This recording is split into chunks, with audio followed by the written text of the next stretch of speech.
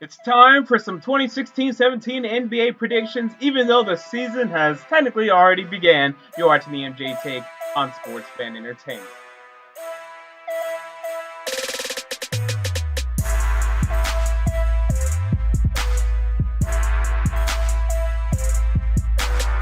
Hello and welcome to the MJ Take on Sports Fan Entertainment. Time for some NBA predictions, and I know I'm a little bit late because technically the season has began. It began yesterday, but I don't care. I already have these predictions ready to go, but I did not have time to make a video, and as you can tell, I am on a different camera today. The main camera, the mainstay, is currently injured, is currently out. It broke, okay, and I'm to get that fixed, but I'll get it fixed. In the meantime, I will be using my webcam, a little worse quality, but you will see some benefits because now my game recaps will be uploaded much quicker. And, there is going to be a dip in production and quality, but I think you'll get over it knowing that the time of these releases will be more kind to you and me.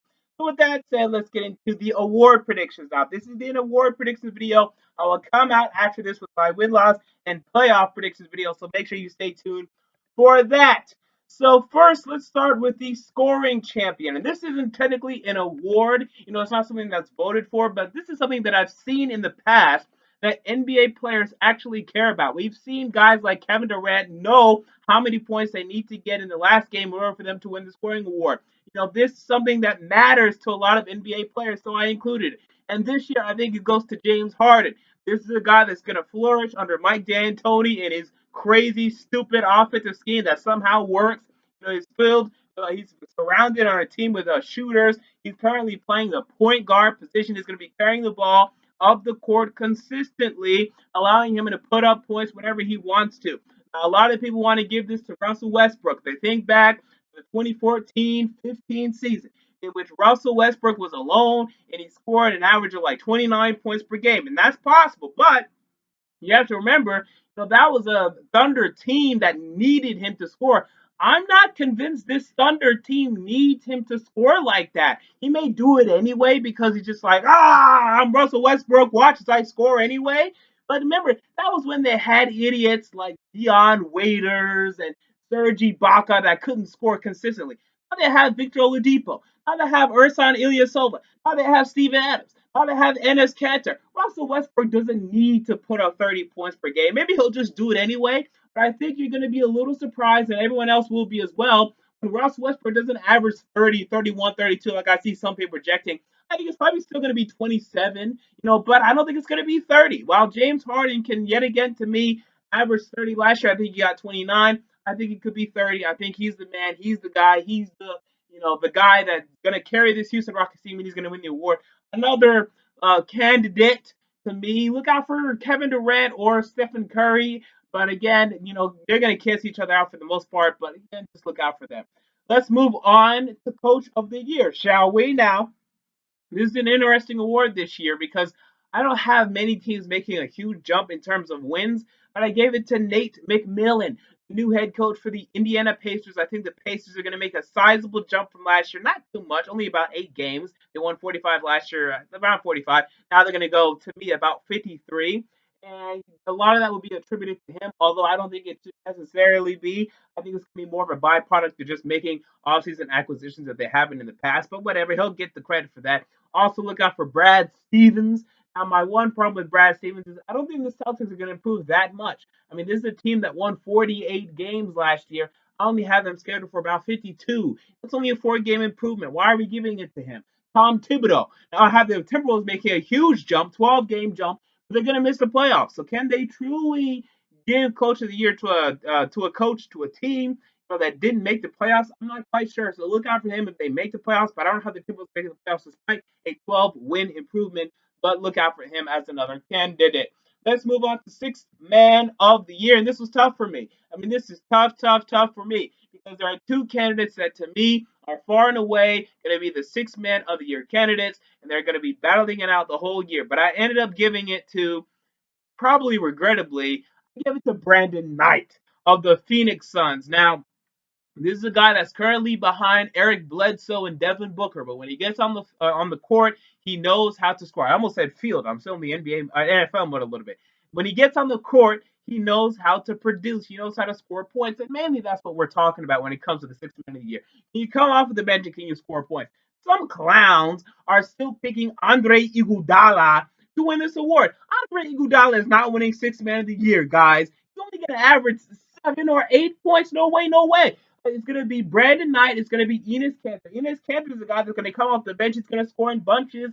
We're replacing Steven Adams. We're replacing Domantas Sabonis in that starting lineup. Domantas Sabonis is a rookie. He's starting at power forward. He's not going to be out there much. I don't know why they're starting him, to be honest, but they want to bring Enes Kanter off the bench. So look out for Enes Kanter. I went with Brandon Knight only because I think ultimately Eric Bledsoe will get injured, as he does so often. Brandon Knight will get him into the lineup, score a lot of points, not start enough to disqualify himself, but start enough to score as many points as he can to win the award. And that's kind of what you need, because we've seen guys like Lamar Odom and Jamal Crawford and some other guys benefit from the guys in front of them being injured just enough for them to come into the games enough to score enough points to still qualify as a sixth man. It's an interesting balance, but I think that's the balance that Brandon Knight will experience more than Enes Kanter. Let us move on to the most improved player of the year. And to me, this is D'Angelo Russell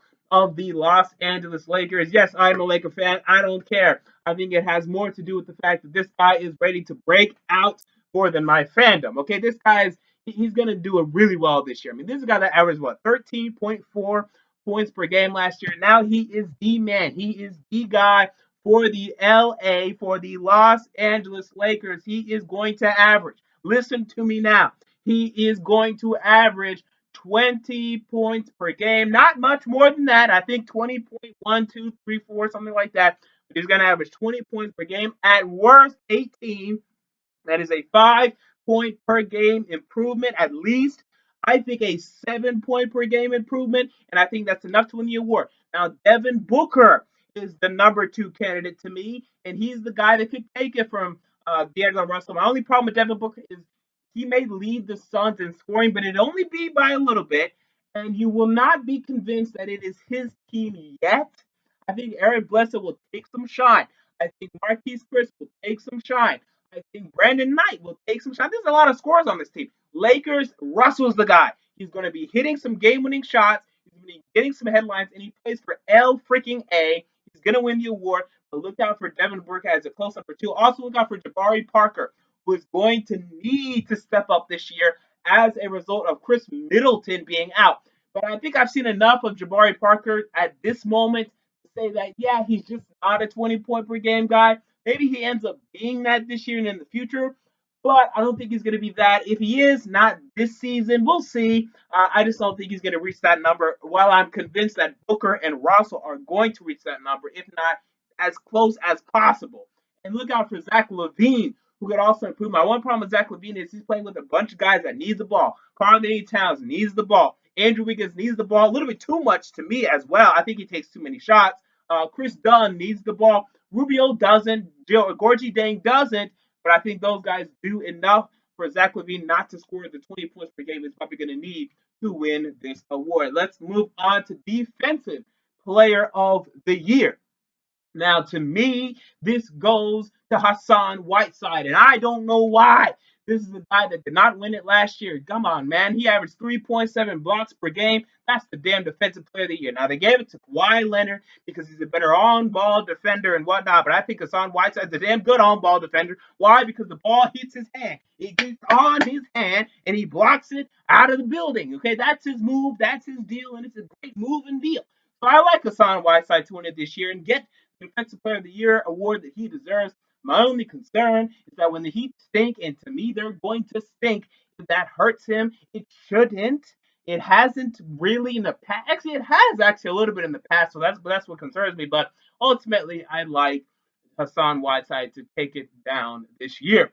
Anthony Davis also a possibility here, but depends if he's going to stay healthy, and I don't know how you can bet on him to stay healthy. Let's move on to Rookie of the Year. And I would love to say, as a Laker fan, that is going to be Brandon Ingram, but Brandon Ingram is going to take a while to develop. He needs to learn how to be aggressive at this level, how to look for a shot, how to take his shot. He doesn't know how to do that yet. He's going to miss out Rookie of the Year. Now, I like Joel Embiid. Okay, I understand that the 76ers have one hell of a front court rotation with Embiid and Okafor and Noel and Robert Covington and Dario Saric and Ben Simmons. But I think Joel Embiid will solidify himself as a center. They're going to put Jahlil Okafor at power forward, and Nerlens Noel will not play. And when Ben Simmons comes back, he'll be the small forward for this basketball team. I think that's what I'm projecting. And I like Joel Embiid to average about maybe 16 and 9 this year, maybe 16 and 10 even.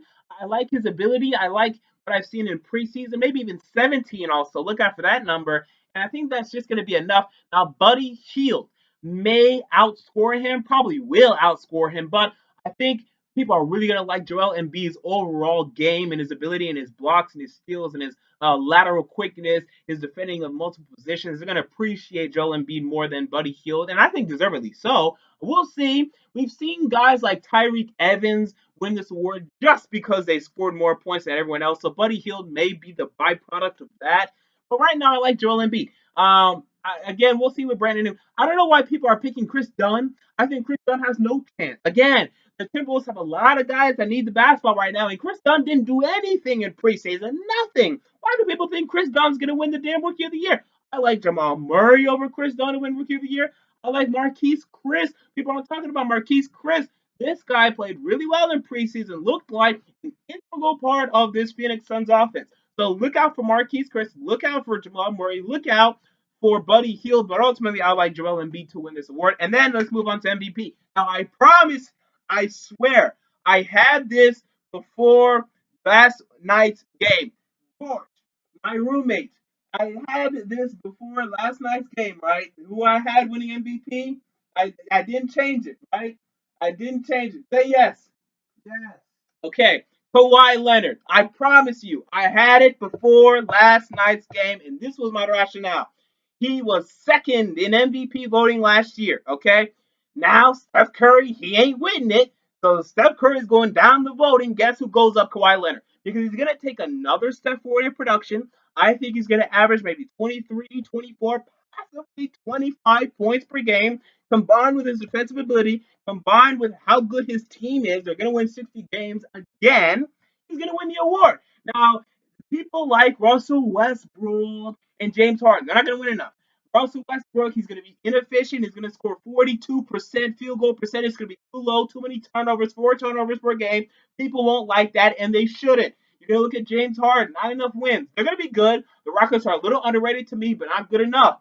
Kawhi Leonard is really developing a nice game. He was 15 to 15 in free throws last night, and you can see that. Again, I didn't change it, but I'm just saying you can see it last night. Kawhi Leonard, this is his year to win MVP and probably solidify himself as a top 5 player in the NBA if he's not already a top 5 NBA player to you. So there you go. Those are my NBA award predictions. What are yours? Comment down below. Again, after this video, I will upload my win-loss predictions and my playoff predictions, so look out for that. And until next time, this is the NBA on Sports Fan Entertainment, and I'm out.